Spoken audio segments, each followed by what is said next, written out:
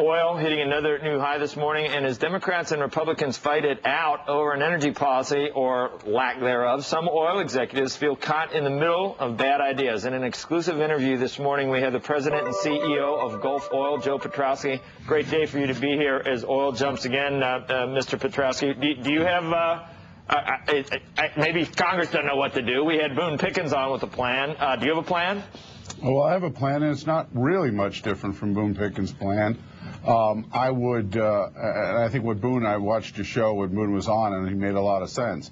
It is both a supply and a demand problem. I think both parties have been really amiss in misleading the public to the point of being nonsensical and non-numeric. You turn on the news and people are talking about speculators and what are we going to do about speculators. And I've used the analogy that it's a little bit like getting rain in your basement and saying, let's discuss how we stop it raining rather than how do we plug the leak in our basement. It is fundamentally an issue both on the demand and the supply side, and I think both parties have been really lacking in their leadership to get these problems solved. And the public is quickly changing its mind about a lot of things, Joe. And I don't know if you saw the latest, the Democrats now to answer some of the calls for more drilling, talking about drilling on leases that are already granted to be drilled on. That's the latest thing in Alaska. Is that the right way to go? Is there oil in the leases that you guys already have access to, or do you need new leases opened up? That's not for the Democrats to figure out or the Republicans to figure out. That's for the market to figure out.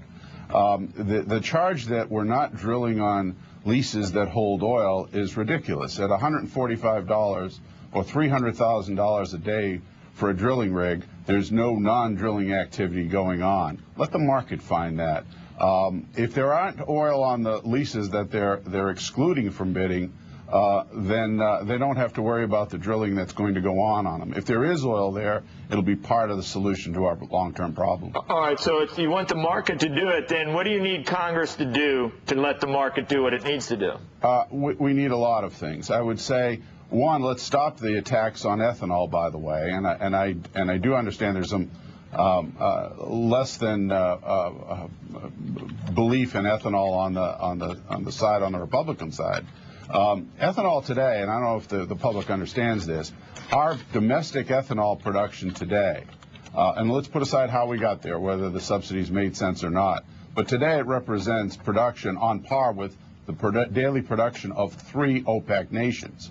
So if we start saying we're not going to, we're going to start taking ethanol out of the food, out of the energy supply for food issues, which I think are really a red herring, that's going to hurt us. We should drop the import tariff on Brazilian ethanol. We should try to expand the acreage in the country. We should expand drilling. We should put in some CAFE standards on the demand side and not let price do all the job of rationing.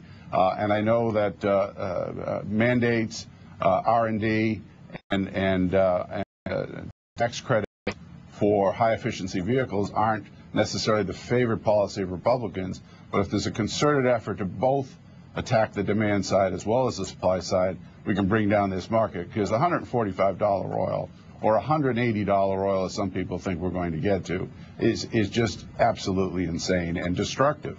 85% of the gas stations in the United States are owned by private small business people, and they're getting crushed. Our oil dealers, we sell a lot of heating oil. We haven't seen anything yet. If we go into this winter with $4.50, $5 oil, there are going to be many companies like Gulf and the other wholesalers simply can't sell for credit reasons. We're going to have a crisis on our hands. What do I mean, all this drilling, though, people say it won't help.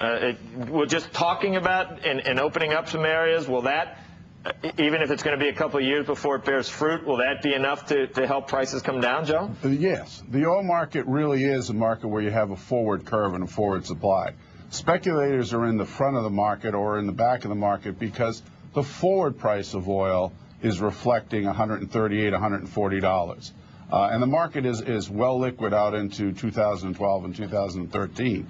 If the market suddenly believes that we're going to get serious about attacking this, both from the demand side and the supply side, then I think you'll see the speculators flee, and I think you will see price in the nearby come down on the anticipation that we finally are actually getting serious about addressing this issue. Right now, there's not been a lot of serious talk out of Washington. You pick up the newspaper 2 weeks ago and we banned solar panels from federal lands. One of the governors talks about taking off the mandate for ethanol when ethanol is $1 cheaper than gasoline, which is an absolutely senseless and ineffectual policy. And then the discussion on drilling, I heard a sound bit from, again, one of the politicos who said, well, we tried it in the 70s and it didn't work. And that type of analysis might apply to disco music, but I don't think it's a serious discussion about whether or not we're drilling. I'd really like to get you going. You're only a little north of where we are. You could come down here on a set, Joe? I'd love to. All right. And then you have 2 hours. Would you go on? You can go on a rant, right? I guess we could get you to that point. I'll try to control myself. No, you misunderstand me. We definitely want you to come down and go off. Thank you. Thank Mr. you. Johnson. Appreciate it. I appreciate it. Okay.